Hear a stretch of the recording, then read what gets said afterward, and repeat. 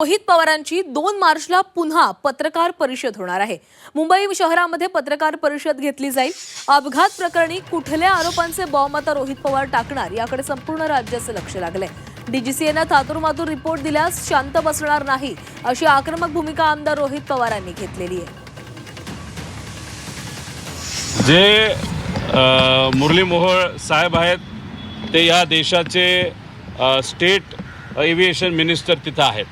आता त्यांनी तिथं सांगितलं होतं की 1 महिना होण्यापूर्वी दुर्घटनेला आमचा रिपोर्ट तिथं आला पाहिजे। उद्या 1 महिना पूर्ण होतोय। आता 1 महिना तुमच्या हातामध्ये होता, आता प्रिलिमिनरी रिपोर्ट तुमचा कधी येतोय हे आम्ही बघतोय। आज उद्या येतोय याची वाट आम्ही बघणार आहोत।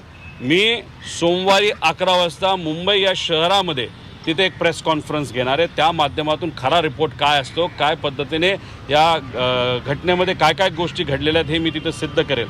आणि रिपोर्ट जो आज उद्या येणार आहे तो जर थातूर मातूर दिला, नावापुरता दिला, तर महाराष्ट्राची जनता यांना सोडणार नाही।